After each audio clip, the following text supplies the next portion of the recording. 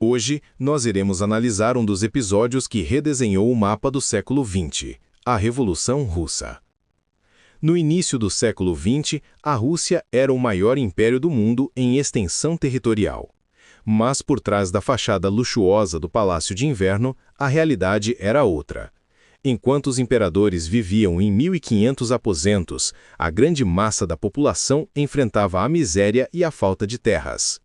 Em 1914, 85% da população russa era de camponeses.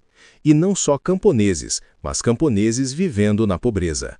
Estamos falando de uma nação inteira de agricultores que estava no limite. Para entender como essa situação surgiu, é importante analisar os acontecimentos principais, desde a queda do Império até as consequências da Revolução. Inicialmente, analisaremos o contexto de um império marcado por intensos descontentamentos internos.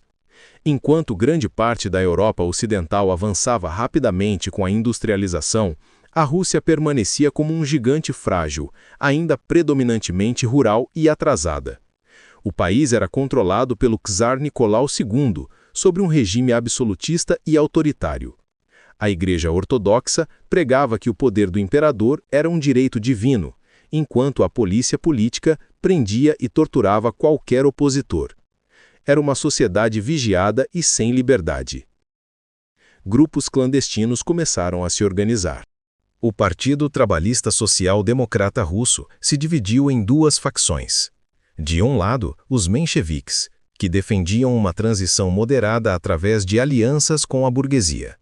Do outro, os bolcheviques, liderados por Lenin, que queriam uma revolução imediata e o socialismo nas mãos de trabalhadores e camponeses.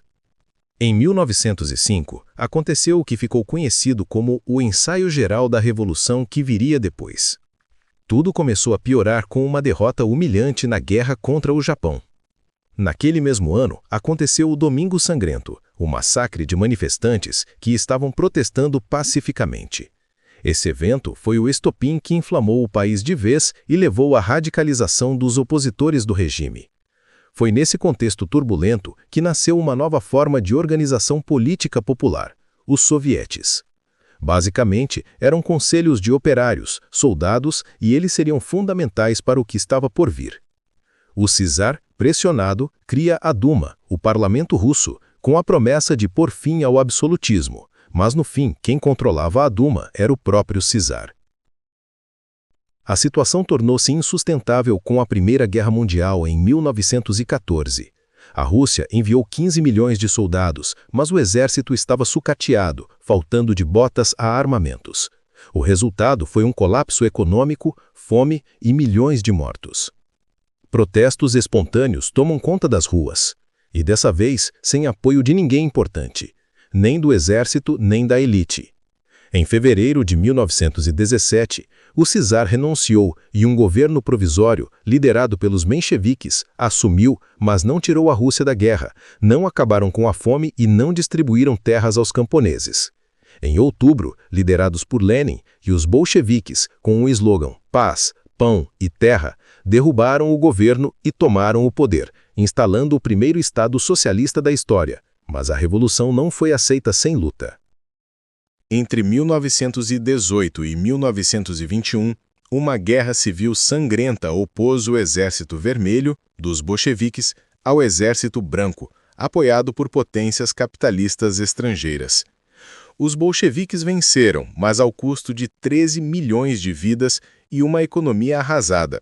Nesse contexto, em 17 de julho de 1918, o czar Nicolau II e toda a sua família são executados, marcando o fim da dinastia Romanov. Após uma guerra devastadora, os bolcheviques saíram vitoriosos. Contudo, enfrentaram um grande desafio: como reconstruir um país e estabelecer um Estado socialista sobre as ruínas do antigo império? O resultado foi a formação de uma estrutura inédita na história mundial. Em 1922, foi fundada a União das Repúblicas Socialistas Soviéticas, URSS, tornando-se o primeiro país a assumir o socialismo oficialmente. No entanto, após o falecimento de Lenin em 1924, uma intensa disputa ocorreu entre os principais líderes do partido, resultando na ascensão de Joseph Stalin ao poder. Stalin permaneceu no comando por aproximadamente 3 décadas. Durante esse período, a União Soviética foi consolidada como uma potência industrial e militar. Contudo, essa transformação resultou em um alto custo, com milhões de vidas perdidas e supressão completa das liberdades políticas.